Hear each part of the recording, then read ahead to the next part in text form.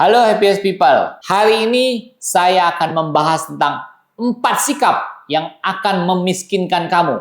Apa itu? Fasten your seatbelt. Ikutin pembahasan ini lebih lanjut lagi.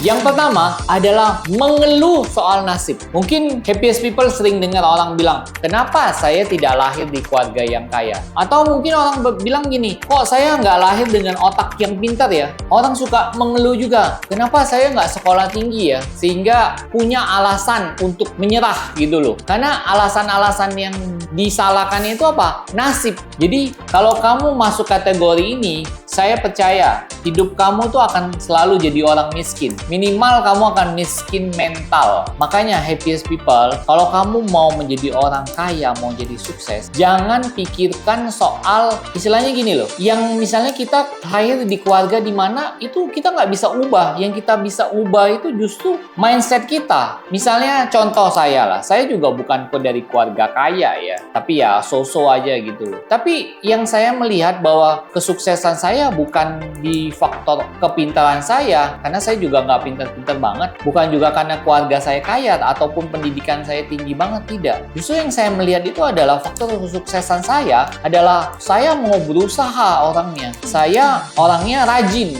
dan tekun mau mengerjakan sesuatu, saya benar-benar punya passion gitu loh untuk berubah, untuk mengubah hidup saya. Dan saya juga bukan orang yang beruntung sekali ya, maksudnya melakukan sesuatu langsung sukses, tidak juga. Bahkan berapa kali saya juga usaha saya tidak jalan. Tapi saya merasa ya oke lah gitu loh. Saya merasa bahwa bukan 3 faktor hal itu yang harus kita komplainin gitu. Kalau kamu mau lihat kamu sukses atau enggak, kamu lihat aja dari bagaimana cara kamu itu bekerja, bagaimana cara kamu itu menghadapin masalah-masalah. Mungkin ini yang faktor kedua. Apa yang bisa membuat memiskinkan kamu? Faktor kalau kamu lari dari tanggung jawab. Maksudnya gini, banyak banget orang ya kalau misalnya disalahin sesuatu itu kayaknya nggak diterima gitu loh. Nggak dipikirin dulu. Pokoknya kalau ada orang salah langsung tepis gitu, langsung tolak gitu. Padahal belum tentu loh. Padahal kita kadang-kadang kalau kita disalahin orang ya kita pikir dulu bener nggak ya ini ngomongan. Kenapa? Kalau kita tidak mau terima tanggung jawab, misalnya kita disalahin seseorang gitu ya, kita itu tidak belajar menemu solusi gitu loh. Ataupun kita tidak bisa belajar apa sih solusi dari permasalahan ini. Tapi tanggung jawab yang saya maksud di sini bukan itu saja. Tidak mau terima tanggung jawab itu bukan kesalahan doang ya. Maksudnya gini, misalnya pagi-pagi bangun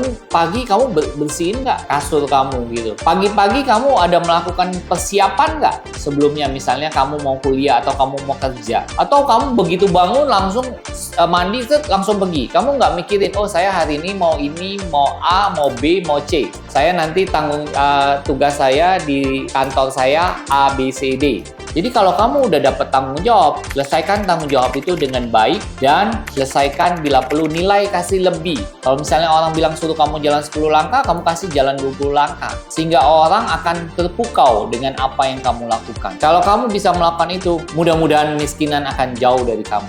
Hal ketiga apa yang akan bisa memiskinkan kamu? Yaitu hal suka membandingkan hal yang lain. Misalnya, oh dia masih muda sudah bisa langsung kaya. Oh dia begitu orang langsung sukses. Banding ini juga bagus sih. Jadi tapi untuk semangat, tapi jangan membandingkan kamu harus seperti dia. Misalnya kita lihat deh, Donald Trump jadi presiden di umur 70-an. Presiden sebelum Trump, Barack Obama, umur berapa? Umur 40-an. Jadi setiap orang tuh jalan nasibnya beda-beda. Kita nggak perlu menuntut bahwa kita harus sama seperti orang. Nggak usah, kamu punya jalan hidup sendiri. Jadi kamu nggak usah terlalu membanding-bandingkan hidup kamu dengan hidup orang lain. Jalankan punya kamu, lakukan dengan tekun, kemungkinan besar kamu akan bisa sukses. Jadi jangan bandingkan, apalagi bandingkan orang tua tuh, suka bandingkan anaknya apa dengan saudara apa itu. Ya udah, kamu jangan lakukan itu. Lakukan aja bagian kamu dengan baik. Saya percaya kalau kamu tidak banyak mengeluh dalam hidup tadi, tidak mengatakan nasib, tapi banyak berusaha, banyak bekerja, banyak melakukan amal, itu justru jauh lebih baik daripada hanya membandingkan, menghabiskan energi yang tidak penting gitu. Nah, hal keempat adalah yaitu kalau kamu punya kebiasaan menunda-nunda semua pekerjaan. Besok aja, lusa, ternyata akhirnya lupa. Kamu tidak dilihat orang sebagai orang yang bisa dipercaya. Kalau kamu suka menunda-nunda, kamu tidak akan bisa dipercaya orang. Kalau kamu tidak bisa dipercaya orang, kira-kira orang mau kasih kamu kesempatan nggak? Kira-kira Tuhan mau nggak kasih kamu rezeki? Tuhan mau kasih kamu rezeki, tapi karena kamu suka menunda, akhirnya rezeki itu diambil orang lain gitu. Mungkin orang suka bilang, rezeki nggak akan kemana-mana. Tapi ingat, rezeki pun harus dicari, harus digali, harus diusahakan. Nggak ada tuh kesempatan itu tiba-tiba datang, tiba-tiba cuman kayak dapat lotre gitu, hanya beli satu, sudah itu kita gosok-gosok dapat duit berapa puluh miliar. Ada nggak? Ya memang ada, tapi satu dari berapa puluh miliar orang yang kayak gitu. Jadi kita jangan mikirin seperti itu gitu loh. Makanya happiest people, kalau kamu mau miskin, mau pasti miskin. Kamu punya 4 sikap yang tadi saya jelasin, kamu pasti akan miskin. Deh sama saya. Happiest people, saya berharap sekali konten ini bermanfaat buat kamu. Kalau kamu merasa konten ini bermanfaat, di-share ya, dibagi. Oh ya, jangan lupa subscribe channel ini. Sampai jumpa.